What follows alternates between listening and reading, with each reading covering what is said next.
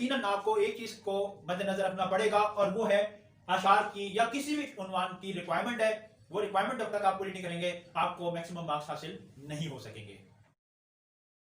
Welcome to learning strategy part 1 first year Urdu. पहली नज़म हमद है। हम से मुराद वो नज़म जिसमें अल्लाह ताला की तारीफ बयान की जाए उसे हमद कहते हैं। स्टूडेंट्स, अल्लाह ताला की तारीफ बयान करने के लिए मुख्तसर जायज़ा लिया जाता है। नज़म की सूरत में अल्लाह ताला के औसाफ बयान किए जाते हैं,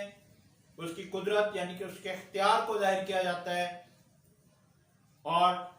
ये जाहिर किया जाता है कि वही कुल कायनात का खालिक व मालिक है और हकीकी मालिक है, खुदा है, अल्लाह ताला है, रब है, कायनात का परवरदिगार है, पालने वाला है, इसकी परवरिश करने वाला है। उसने ना सिर्फ हमें पैदा किया बल्कि हमें दुनिया में पैदा करने के साथ नेमात से भी नवाजा है, रिस्क से भी नवाजा है। तमाम तर हम पर एहसानात और नेमात का नज़ूल हर लम्हे हर पल अल्लाह ताला की तरफ से जारी सारी रहता है। वो हमारे अमाल को देखने वाला है, हमारे ज़ाहिरी अमाल का भी हिसाब रखने वाला है, पोशीदा अमाल का भी हिसाब रखने वाला है, और उसने दुनिया के अमाल का हिसाब किताब लेने के लिए रोज़े आखिरत का दिन भी मुकर्रर फरमाया है कि जिसमें वो हमसे अता करदा जो उसकी ज़िंदगी है, हमें जो उसने अता फरमाई है, उसको हमने कैसे बसर किया है, कैसे हमने गुजारी है ये दुनिया की ज़िंदगी या दुनियावी ज़िंदगी, इसका हिसाब हमसे रोज़े आखिरत वो लेगा। तो स्टूडेंट्स, अगर एक तरफ हम देखते हैं कायनात के खालिक व मालिक की कुदरत को बयान करता है, शायद उसको वजाहत करने की कोशिश करता है, तो दूसरी तरफ इस तालीम का जो मकसद है, जो मसरफ है, वो ये है कि खालिक कायनात की इबादत हमें करनी है। जब हम जानते हैं या जान चुके हैं कि वो खालिक कायनात है, तमाम इख्तियारात उसके पास हैं, वो अजमतों का खालिक है, तो फिर हमें चाहिए कि हम उसकी इबादत करें। वो लायक इबादत है, हमें उसकी इबादत करना ज़रूरी है, लाजमी हम पर फ़र्ज़ है। अगर हम ऐसा नहीं करेंगे तो फिर हम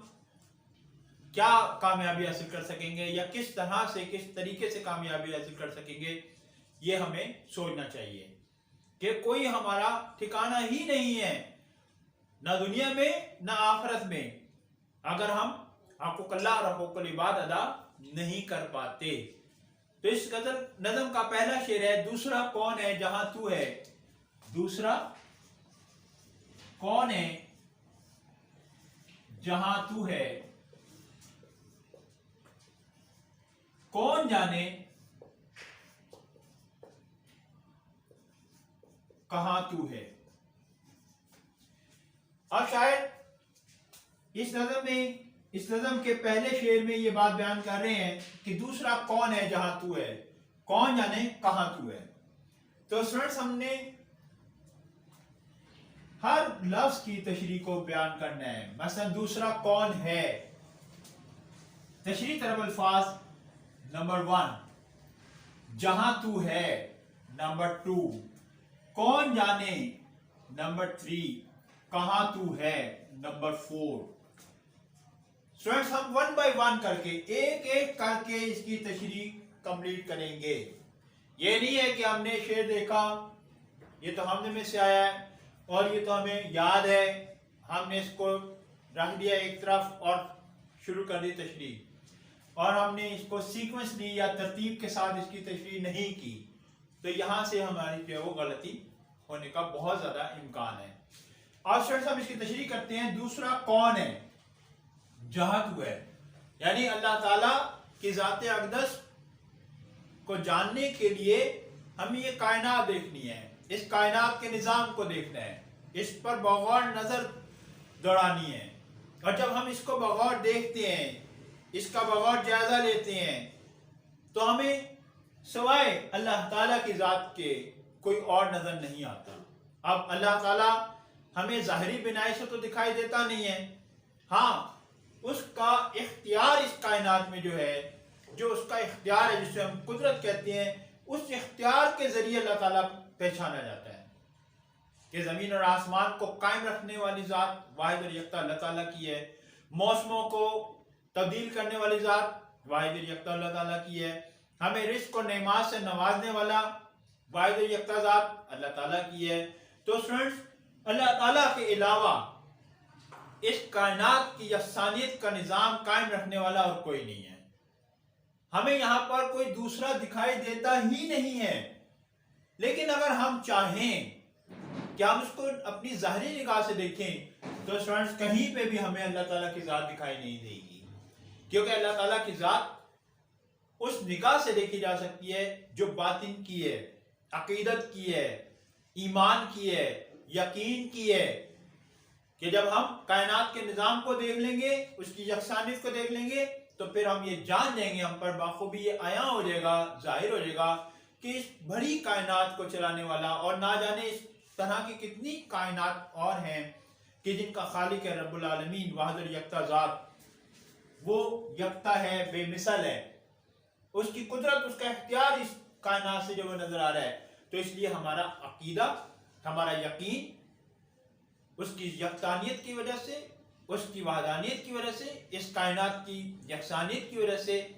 بھرپور اس کے ساتھ جڑ جائے گا، اور ہمارا ایمان پختہ ہو جائے گا، اور ہم جب یہ جان جائیں گے تو یقیناً ہم دنیا میں بھی ایسے ہی اعمال کریں گے جو ہمیں آخرت میں اس کی بارگاہ میں جب ہم کھڑے ہوں، اعمال کا حساب کتاب دینے کے لیے ہمیں حاضر ہونا ہوگا، تو ہم یقیناً اس بات پر یقین رکھیں گے، تو پھر ہی ہم اپنے دنیاوی اعمال کو درست کر سکیں گے، اور حقوق اللہ اور حقوق العباد صحیح طریقے سے ادا کرنے میں ہمیں روز آخرت کو یاد رکھ کر زندگی گزارنے میں بہت زیادہ مدد ملے گی۔ تو اسٹوڈنٹس، یہ پہلے شعر کا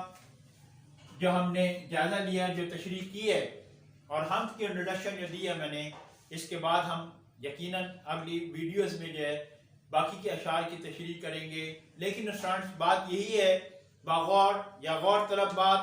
کہ ہمیں اشعار کی تشریح کرتے وقت اس کے معنی آنے چاہیے، اس کی وضاحت آنی چاہیے، اور اس کی یکسانیت کو جو ہے وہ ہمیں یقیناً جو وہ دیکھنا چاہیے۔ جہاں تو ہے کون جانے تجھے کہاں تو ہے، یہ ہمیں شعر جو ہے وہ اس بات کی دعوت فکر دے رہا ہے، شاعر ہمیں اس طرف ہمیں متوجہ کرا رہا ہے کہ کائنات کا واحد اور یکتا ذات اللہ تعالیٰ ہی کی ہے، کائنات کا وہ خالق ہے، اور اس کے علاوہ کائنات میں کوئی شریک نہیں ہے اس کو چلانے میں، اس کو بنانے میں، اس کو پیدا کرنے میں۔ اور ہمیں اگر ایمان کی اور عقیدت کی نگاہ ہماری مضبوط اور مستحکم ہوگی تو ہی ہم دیکھیں گے کہ ہم نے اللہ تعالیٰ کی ذات کی ہی عبادت کرنی ہے، اور اگر ہم ظاہر کی نگاہ سے دیکھنا چاہیں تو ہم بھٹک جائیں گے، ہمیں کہیں اللہ تعالیٰ ظاہر کی نگاہ سے دکھائی نہیں دے گا، ہمیں ایمان کی نگاہ سے دکھائی دے گا۔ اس لیے خدا پر ایمان رکھنا، اللہ تعالیٰ پر ایمان رکھنا، واحد یکتا ذات کو ماننا ہمارے لیے ضروری اور لازمی ہے۔ تو اسٹوڈنٹس، ہم نے لینتھ کو نہیں دیکھنا۔ جب ہم پیپر چیکر کو دیکھتے ہیں، وہ پیپر چیکر جب پیپر چیک کرتا ہے تو وہ لینتھ کو نہیں دیکھتا کہ آپ نے 2 پیجز کے لکھ دیا، 3 پیجز کی تشریح لکھ دی ہے۔ لیکن اگر آپ سیکوینسلی تشریح نہیں کر رہے، الفاظ کی میٹیریل ہی نہیں دے رہے اس کو، تو یقیناً آپ کے مارکس جو عمل نہیں آئیں گے۔ تو مارکس لینے کے لیے